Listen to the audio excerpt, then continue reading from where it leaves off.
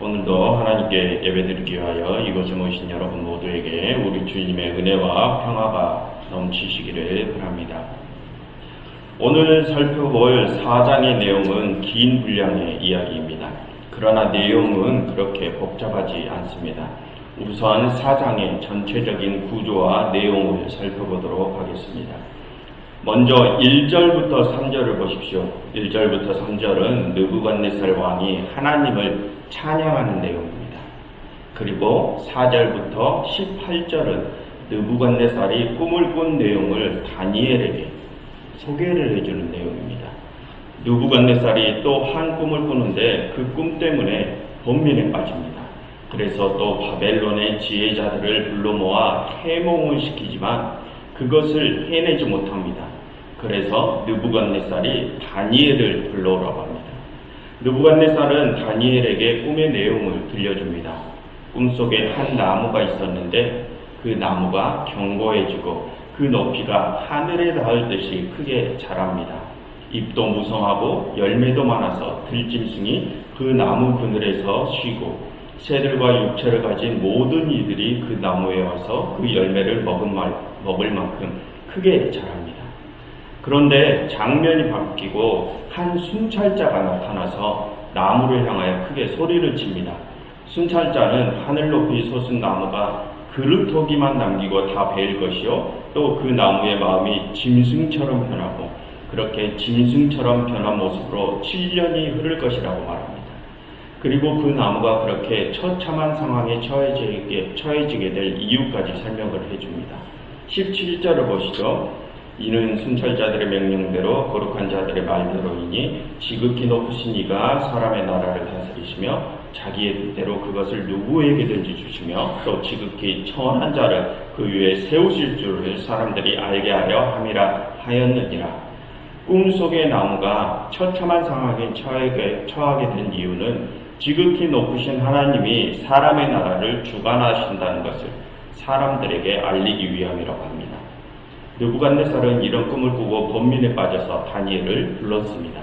그리고 18절 다니엘에게 너에게는 거룩한 신들의 영이 있으니 나에게 그 해석을 알리라 라고 합니다.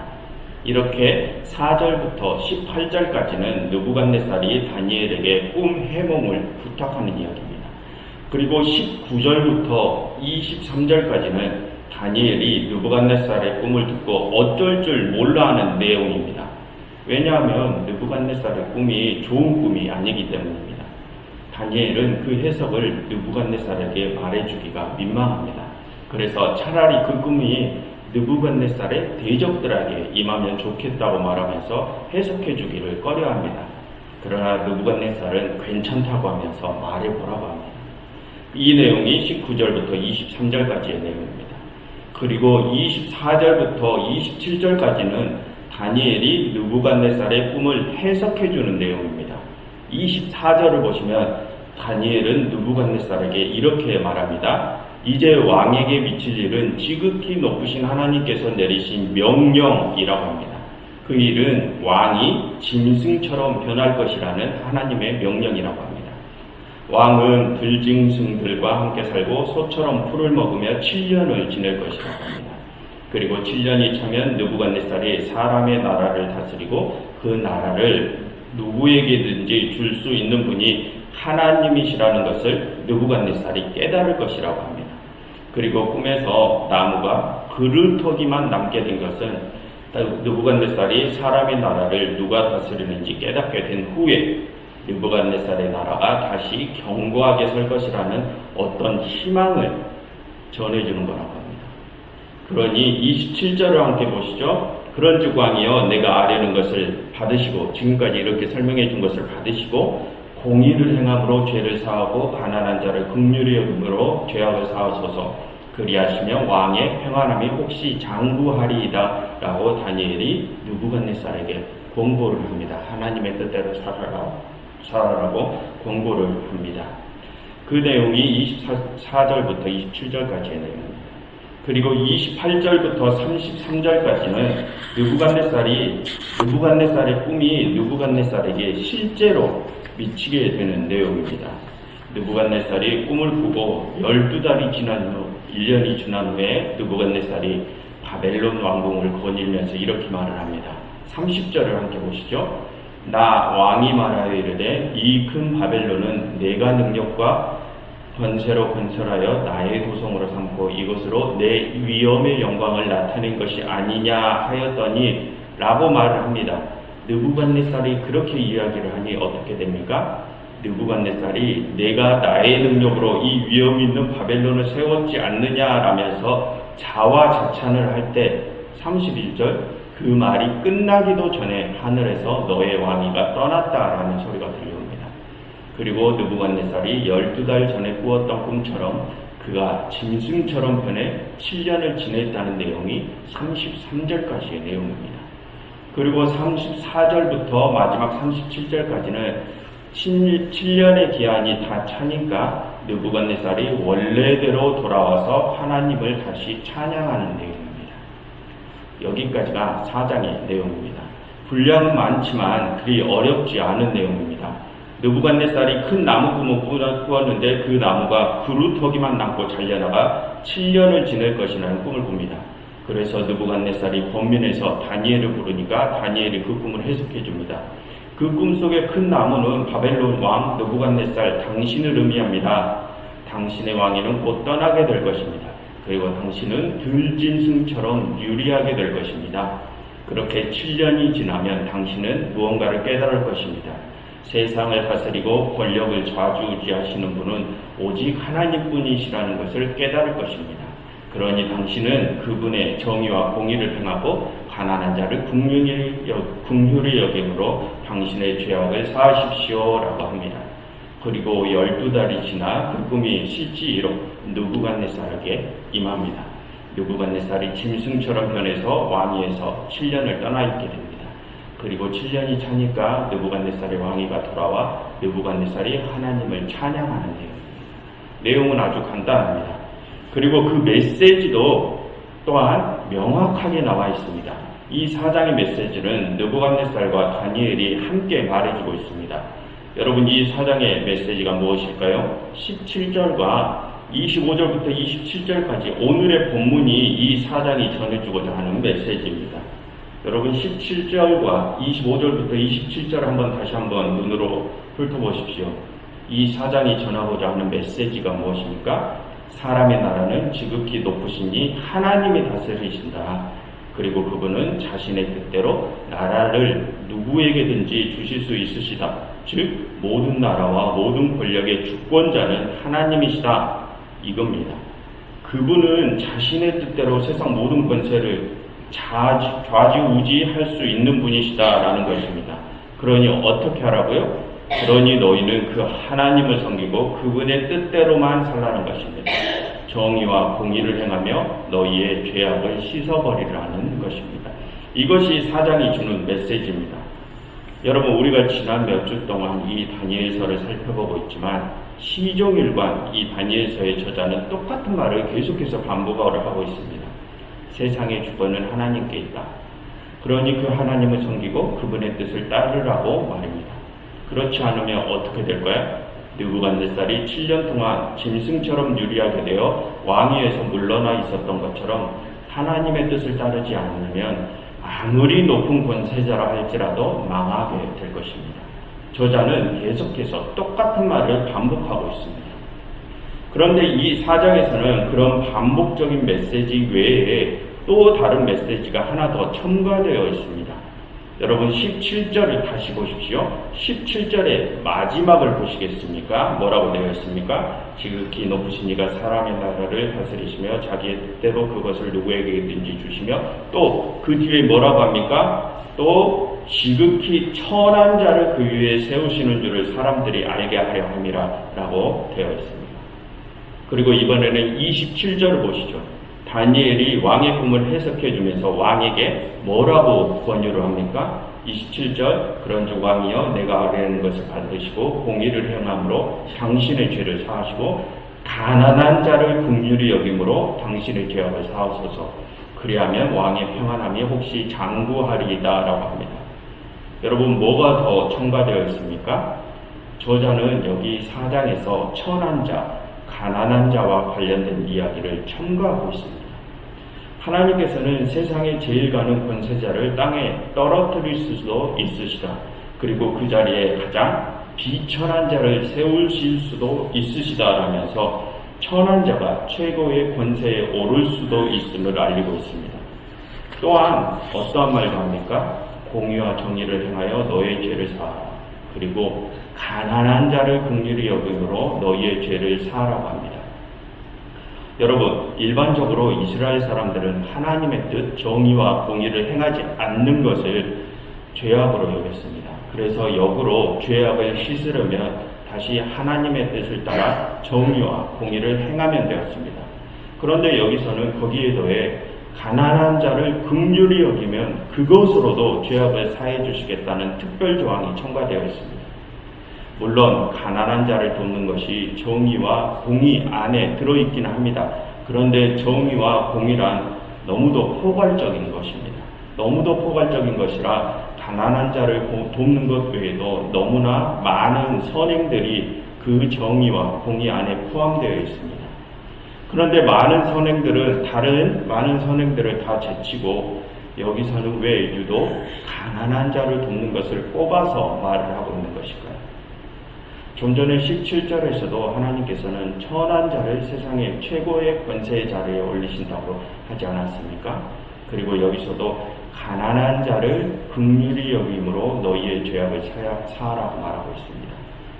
여러분, 다니엘서의 저자는 여기서 왜 유독 천하고 가난한 자에게 많은 관심을 기울이고 있는 것일까요? 여러분, 이 다니엘서가 언제 쓰여진 것이라고 했습니까? 2주 전에 이 다니엘서가 쓰여진 배경에 관해서 잠시 말씀을 드렸었는데 혹시 기억이 나십니까? 이 다니엘서는 느부갓네살이 살던 시절이 아닌 그로부터 400~500년 후에 쓰여졌습니다.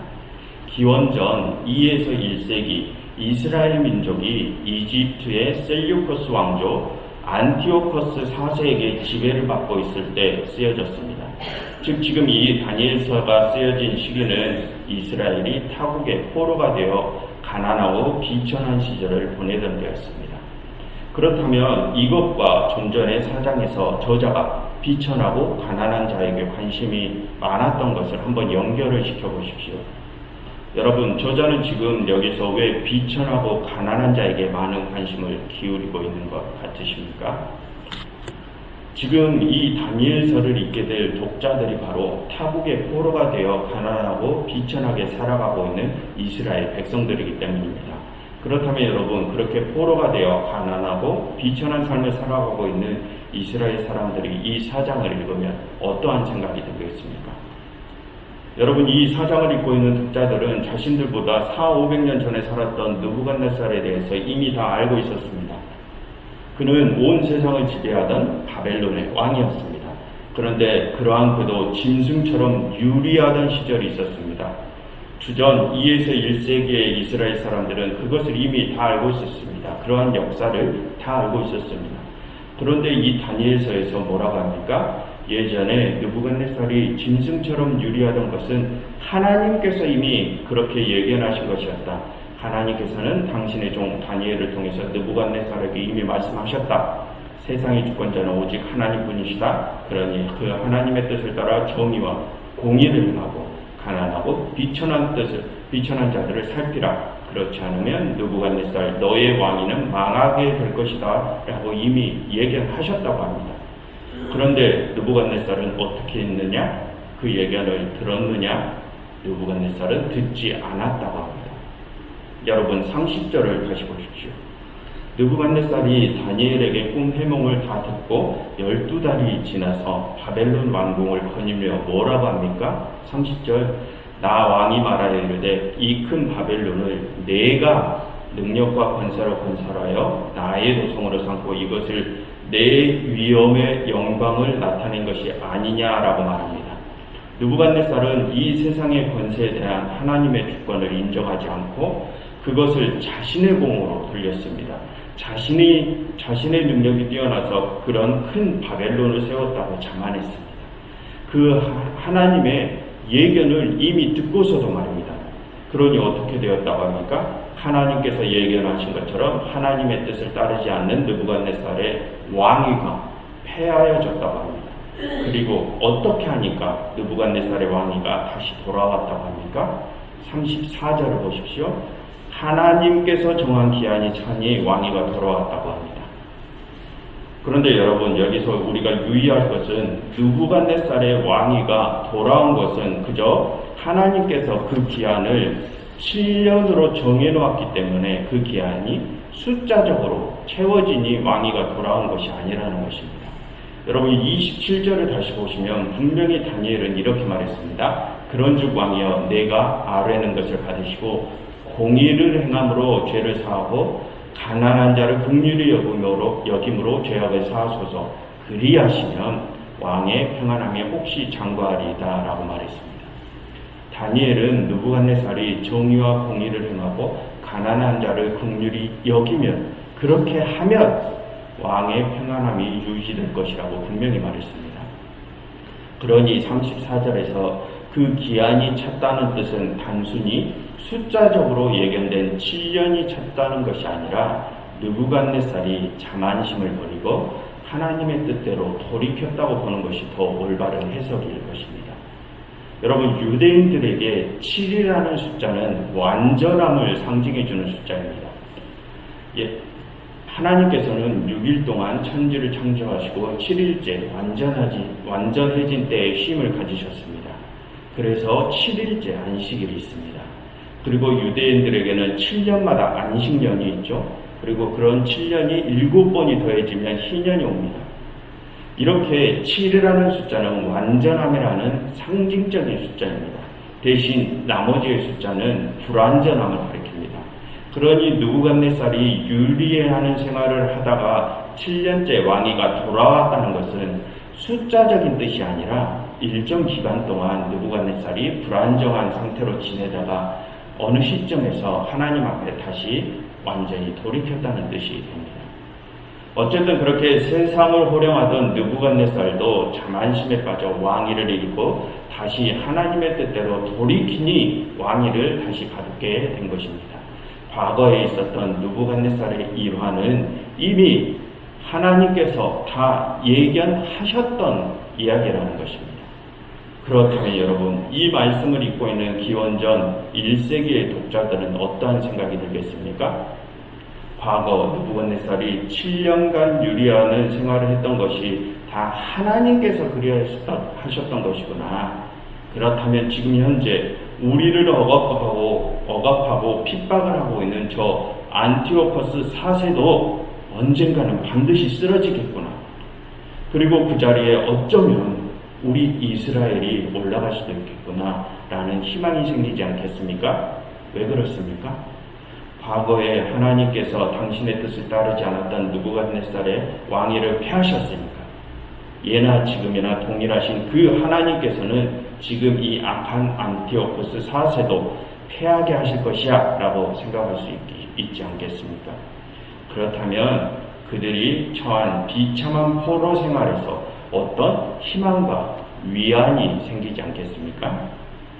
그래서 다니엘서의 저자는 이 사장에서 비천한 자와 가난한 자에 대한 이야기를 했던 것입니다. 지금 포로 생활을 하고 있는 이스라엘 백성들에게 희망을 주고자 했기 때문입니다. 여러분, 지난 몇 주 동안 지속적으로 말씀드렸지만 이 다니엘서는 별다른 특별한 이야기를 하고 있는 게 아닙니다. 지속적으로 똑같은 이야기를 반복하고 있습니다. 그런데 우리는 이러한 묵시 작품들을 읽으면 그 뒤에 무엇인가 환상적이고 비밀스러운 이야기들이 숨겨져 있을 것이라는 생각을 할 때가 많이 있습니다. 여러분, 4장 여기까지만 해도 괜찮지만 나중에 7장 이후를 보시면 천사도 나오고 희한한 짐승들도 나오고 천상세계의 전쟁도 나옵니다. 그러면 우리는 그러한 것들을 읽고 이상한 생각을 합니다.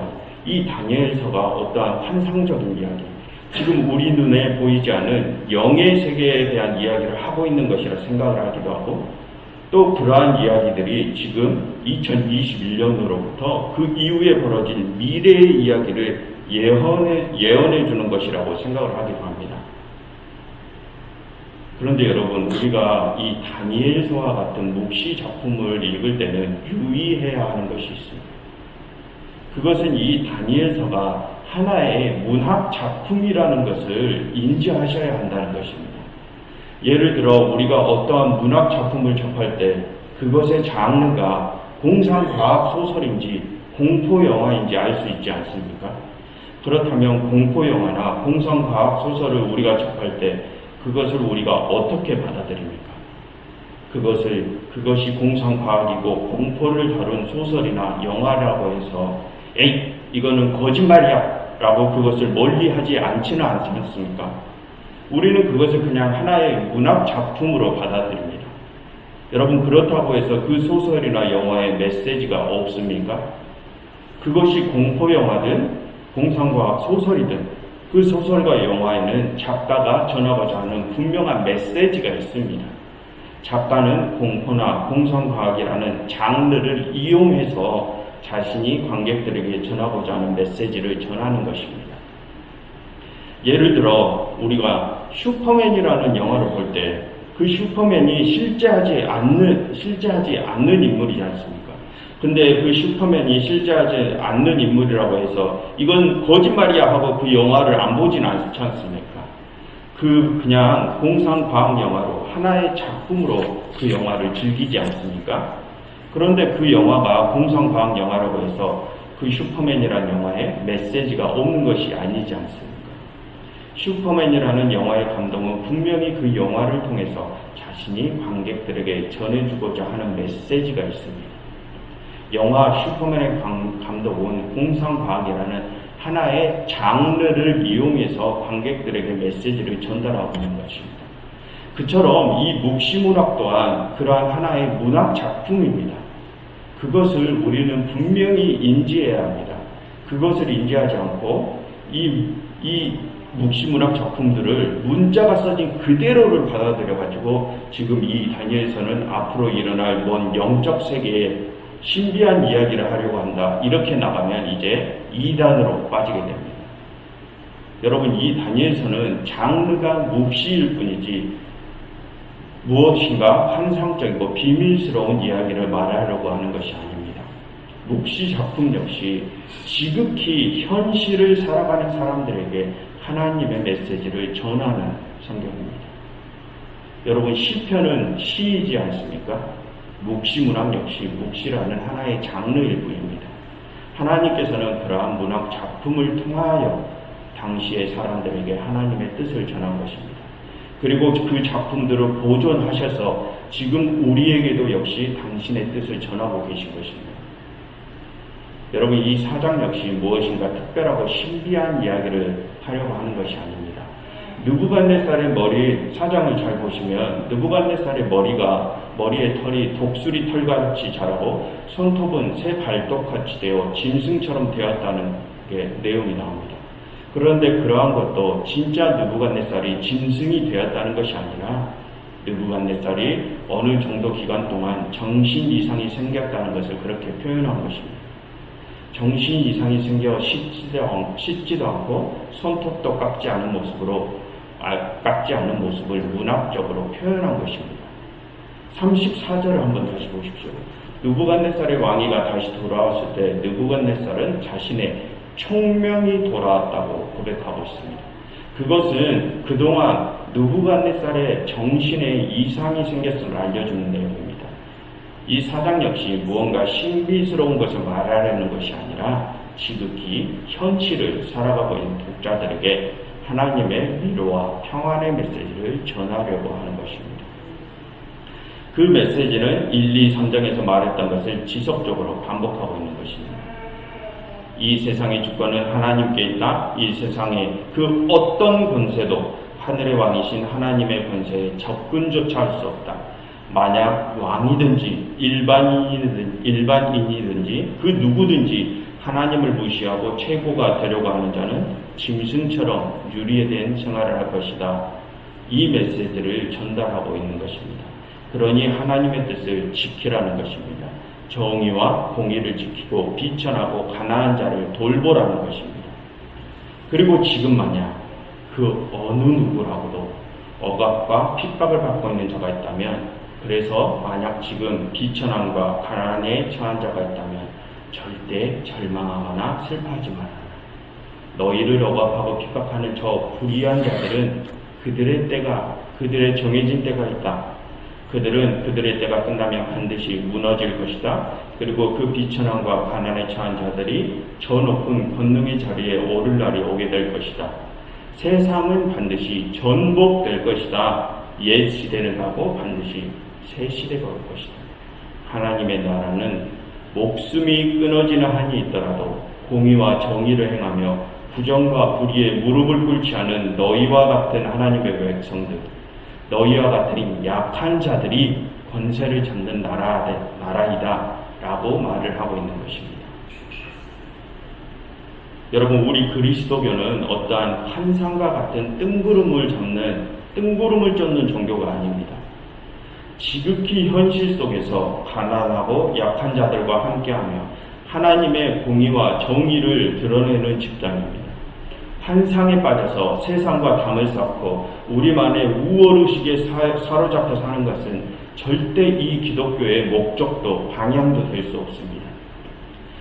이 기독교는 하나님께서 이 모든 세상을 주관하신다는 확고한 믿음을 가지고 그 믿음에 의지해서 부정과 불의의 권세와 끝까지 싸워나가 승리하는 것을 목적으로 합니다. 목숨을 위협받는 상황 속에서도 부정과 불의에 무릎을 꿇지 않고 끝까지 정의와 공의를 지켜나가는 것을 우리의 방향으로 잡습니다. 지극히 현실 속에서 말입니다. 여러분, 골방이나 기도실, 예배당에서 밖에서 기도만 하고 찬양만 하는 것, 어떠한 환상적인 영의 세계를 쫓는 것이 이 기독교가 나아가고자 하는 길이 아닙니다. 골방과 기도실, 예배당에서 기도를 했다면 거기를 나가서 지극히 현실 속에서 불의가 판치는 이 세상 속에서 정의와 공의를 드러내고 약한 자들과 함께하는 삶을 사는 것이 이 기독교의 참된 교리이자 목적입니다. 기도와 찬양을 아무리 많이 한다고 한들 이 세상에서 불의와 부정을 행한다면 아무런 소용이 없습니다. 그러한 자는 느부갓네살이 무너져 내린 것처럼 무너져 내릴 것입니다. 오늘의 본문에서 바벨론의 왕 느부갓네살도 하나님을 찬양했습니다. 그러나 그는 자신이 바벨론을 세웠다며 자만했습니다. 그뿐입니까? 느부갓네살은 2장에서도 3장에서도 하나님을 찬양했습니다. 그러나 그는 자신의 우상을 세웠고 다니엘의 세 친구들을 풀무불에 집어넣었습니다. 그는 하나님을 찬양하였지만 정의와 공의는 행하지 않았습니다. 그러니 어떻게 되었습니까? 그는 무너졌습니다. 여러분, 이 세상을 주관하시는 하나님께서는 분명히 말씀하셨습니다. 지금 너희가 살아가고 있는 현실 속에서 정의와 공의를 행하고 비천하고 가난한 자들과 함께하라고 말입니다. 그것이 당신의 뜻이고 우리에게 전하신 명령이라고 하나님께서는 분명히 말씀하셨습니다. 교우 여러분, 우리 그리스도교는 허상을 쫓는 종교가 아닙니다. 그러니 이 현실 속에서 참된 신앙을 보이시기를 바랍니다. 정의와 공의를 지킴으로 이 세상을 지배하고 있는 부정과 불의와 싸워 이 세상을 하나님의 나라로 변화시켜 주시기를 바랍니다. 주위에 힘없고 약한 자들에게 희망을 보여주시기를 바랍니다. 그래서 여러분들의 삶에 온 세상의 주권자 하나님께서 내리시는 온전한 평안함이 영원히 머물기를 간절히 바랍니다. 기도하겠습니다. 하나님, 이 세상에서 저희를 살게 하시고 하나님의 말씀을 전해 듣게 하심을 감사드립니다.